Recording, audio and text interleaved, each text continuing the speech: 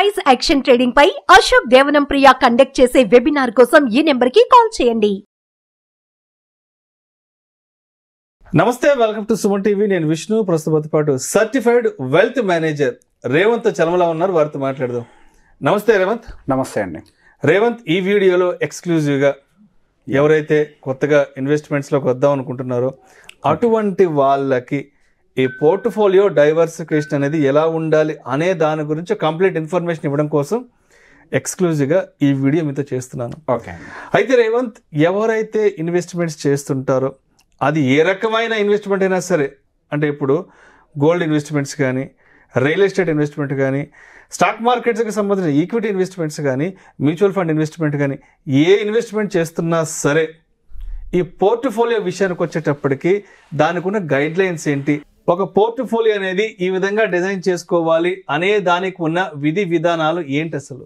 ఇప్పుడు portfolio diversification అనగానే సహజంగా పోర్ట్ఫోలియో అనగానే అందరికి మైండ్లోకి వచ్చేది స్టాక్ పోర్ట్ఫోలియో అని. ఫస్ట్ ఒక విషయం గుర్తుపెట్టుకోవాలి, పోర్ట్ఫోలియో అని అంటే స్టాక్ కాదు. స్టాక్స్ అన్ని కలిపి ఉంటే స్టాక్ పోర్ట్ఫోలియో అంటాం, మ్యూచువల్ ఫండ్స్ అన్ని కలిపి ఉంటే మ్యూచువల్ ఫండ్ పోర్ట్ఫోలియో అని అంటాం, రియల్ ఎస్టేట్ అంతా కలిపి ఉంటే రియల్ ఎస్టేట్ పోర్ట్ఫోలియో అని అంటాం. సో బేసిక్గా ఏ గ్రూప్ ఆఫ్ ఇన్వెస్ట్మెంట్స్ టుగెదర్ ఉంటే దాని పోర్ట్ఫోలియో అని వేస్తాం. Okay, right. సో బేసిక్గా మనకి పోర్ట్ఫోలియో అని అంటే ఒక వ్యక్తికి సంబంధించిన పోర్ట్ఫోలియోలో రియల్ ఎస్టేట్ ఉండాలి, ఈక్విటీ ఎక్స్పోజర్ ఉండాలి, ఫిక్స్డ్ ఇన్కమ్ రూల్స్ ఉండాలి, గోల్డ్ ఉండాలి. సో బేసిక్గా మన ఇండియాలో హై డామినెన్స్ ఎందులో ఏముంటుంది అంటే రియల్ ఎస్టేట్ ఉంటుంది. ఈ మధ్య కొంతమంది ఈక్విటీ గురించి అవగాహన వచ్చిన తర్వాత రియల్ ఎస్టేట్ అమ్మేసి ఈక్విటీలో కూడా డబ్బులు షిఫ్ట్ చేసే వాళ్ళు కూడా చాలా మంది ఉన్నారు. సో బేసిక్గా ఇక్కడ పోర్ట్ఫోలియో డైవర్సిఫికేషన్ ఎలా మెయింటైన్ చేయాలి అన్న దాని మీద చాలా మందికి క్లారిటీ లేదు. ఓకే, సో బేసిక్గా ఈ పోర్ట్ఫోలియో అలోకేషన్ అనేది టైం బేస్డ్ మీద ఉంటుంది. మన షార్ట్ టర్మా, మిడ్ టర్మా, లాంగ్ టర్మా. సో బేసిక్గా వీటి మీద మనం డైవర్సిఫై చేసి పెట్టుకుంటాం. పోర్ట్ఫోలియోని మనం డివైడ్ చేసుకునేటప్పుడు గోల్ ఓరియంటెడ్గా డివైడ్ చేయాలి. అదేదో కంబైన్డ్గా నా portfolio overall portfolio for the wealth creation is fine, దాంతో సమస్య లేదు. వెల్త్ క్రియేషన్ అంటే ఇంకొక నెక్స్ట్ 20 years 15 years 30 years కోసం ప్లాన్ చేసుకుంటాం.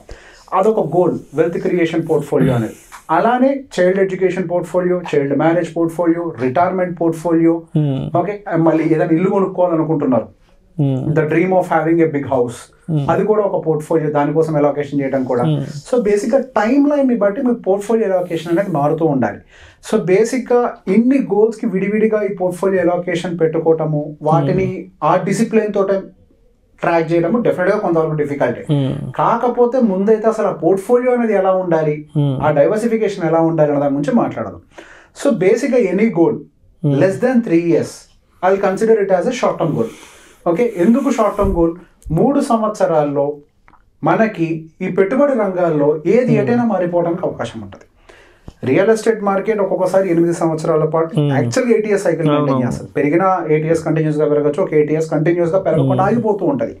ఇప్పుడు కరెక్ట్గా మీరు పీకౌట్ అయ్యే టైంలో ఏదన్నా ఇన్వెస్ట్మెంట్ పెట్టేసి వదిలేశారు, మీకు 3 సంవత్సరాల్లో ఒక రిక్వైర్మెంట్ ఉంది, మీకు అమ్మాలి అని అంటే ఆ రేటు కూడా సమ్టైమ్స్ రాదు. ఎప్పుడైనా మీరు గమనించండి, రియల్ ఎస్టేట్లో మార్కెట్ ఆగిపోయింది అని అంటే మీరు కొన్న రేటు కూడా ఒక్కొక్కసారి అమ్ముదాం అంటే వెంటనే రాదు, మీరు అవసరమైతే తక్కువ అమ్ముకొని వెళ్ళిపోవాల్సి వస్తుంది. సో బేసిక్ అలానే ఈక్విటీ మార్కెట్స్ కూడా ఒకసారి కన్సల్టేషన్ లోకి వెళ్ళిపోయిందంటే 4-5 years ఎటు కదలకుండా ఉంటాయి. సో ప్రతి దానికి కూడా ఒక ఫేస్ ఉంటుంది.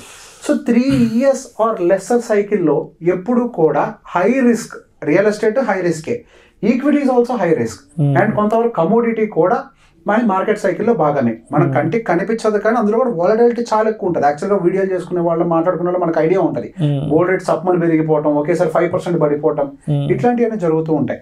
సో లెస్ దాన్ 3 years ఉండే ఏ టార్గెట్ అయినా కానీ ఎక్కువ డెప్ట్ అలోకేషన్ ఇవ్వాలి. డెప్ట్ అని అంటే నథింగ్ బట్ బాండ్స్ అయి ఉండొచ్చు, ఫిక్స్డ్ డిపాజిట్స్ అయి ఉండొచ్చు. ఫిక్స్డ్ డిపాజిట్స్ అయితే 6%, 6.5%, 7% వరకు రిటర్న్ జనరేట్ అవుద్ది. కానీ ఇక్కడ ఒక సమస్య ఏంటి, ఈ 6.5%, 7% రిటర్న్ జనరేట్ చేస్తే నెక్స్ట్ 3 years లో టార్గెట్ యొక్క ప్రైసింగ్ కూడా పెరుగుతుంది.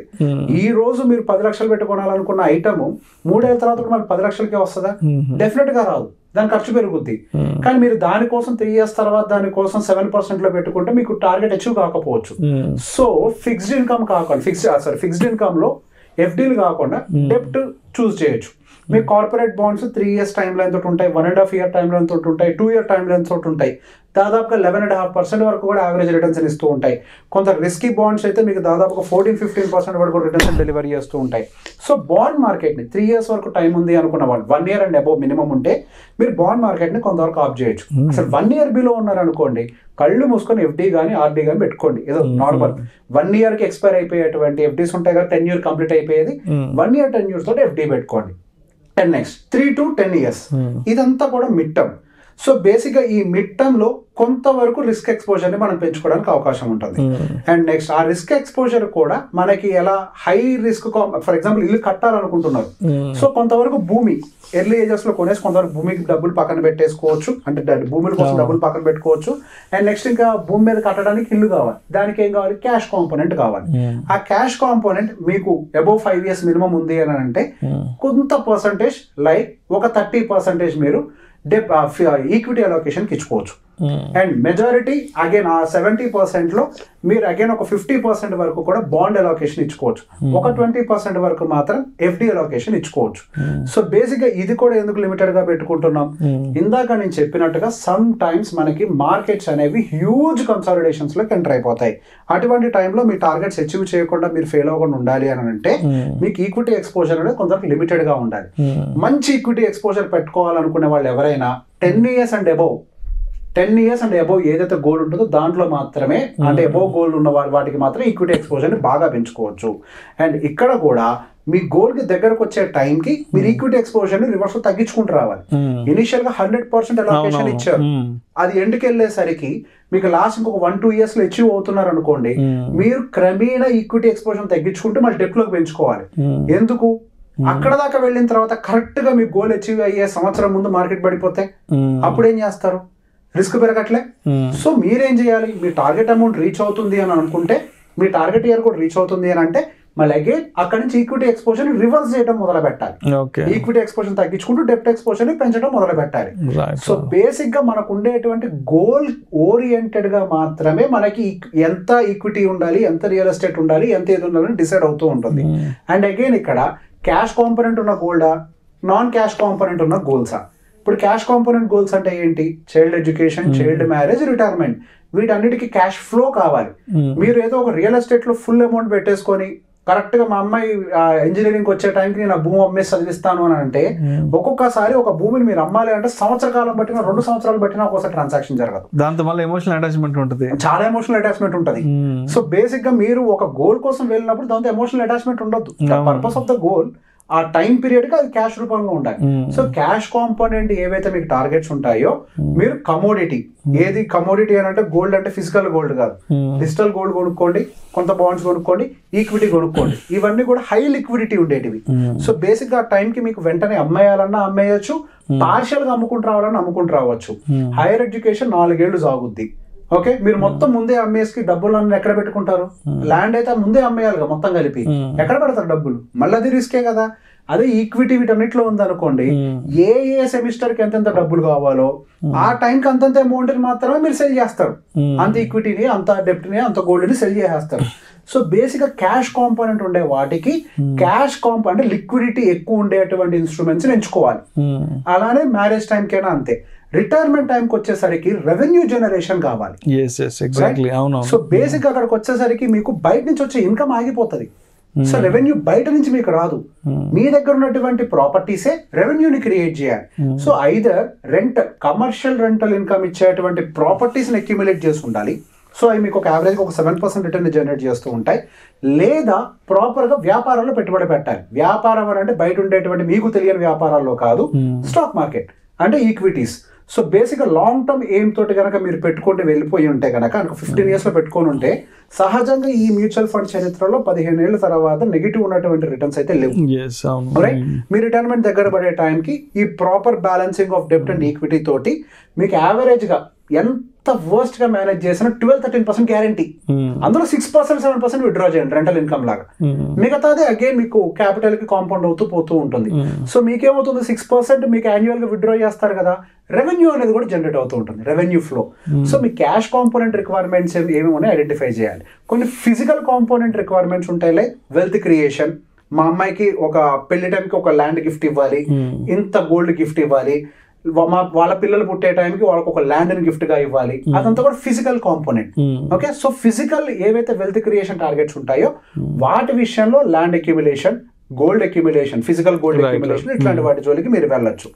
సో బేసిక్ గా నేను యావరేజ్ రేషియో చెప్తాను. ఒక వెల్త్ క్రియేషన్ కోసం ఎప్పుడైనా మన పోర్ట్ఫోలియో అందంగా కనపడాలి, హెల్తీగా గ్రో అవ్వాలి అని అంటే 40% real estate, 40% equity, 15% fixed income tools, 5% commodity.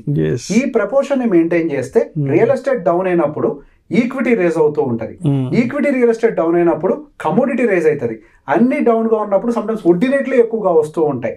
So basic గా when ever you have the cash component requirement, ఈ ఫిక్స్డ్ ఇన్కమ్ టూల్స్ అవసరాలు తీర్చేస్తుంటాయి. యుద్ధ వాతావరణం వచ్చినప్పుడు కమోడిటీ మీకు ఉపయోగపడుతూ ఉంటుంది. ఆస్తుల పంపకాల కోసం వాటి కోసం రియల్ ఎస్టేట్ ఉపయోగపడుతుంది. మీకు రియల్ క్యాష్ ఫ్లో క్రియేట్ చేయాలన్నప్పుడు ఈక్విటీ. కాంపోజిషన్, ఇట్లాంటి ఒక కాంపోజిషన్ ని క్రియేట్ చేస్తే పోర్ట్ఫోలియో చాలా బ్యూటిఫుల్ గా ఉంటుంది, హెల్తీగా ఉంటుంది, based on the goals. So basic గా if you can't do it yourself, take an expert help. మీకు మార్కెట్లో చాలా మంది ఉన్నారు, మార్కెట్లో ఫైనాన్షియల్ అడ్వైజర్స్ హెల్ప్ చేయడానికి. Take help and divide your portfolio in such a beautiful way and track them regularly. If you don't track them, again దాని వల్ల కూడా సమస్యలు ఉంటాయి. Track them regularly. Right, thank you so much Revanth. Thank you అండి. Portfolio diversification విషయంలో తప్పనిసరిగా ఒక పోర్ట్ఫోలియోని design చేసుకోవాలి అనే దానికి ఎటువంటి విధి విధానాలను తప్పనిసరిగా మనం పరిగణలోకి తీసుకోవాలని దాని గురించి చాలా చక్కగా తెలియజేస్తే thank you so much sir. Thank you అండి. సుమన్ టీవీలో మీ పర్సనల్ అండ్ బిజినెస్ ప్రమోషన్స్ కోసం కింది నెంబర్కి కాంటాక్ట్ చేయండి.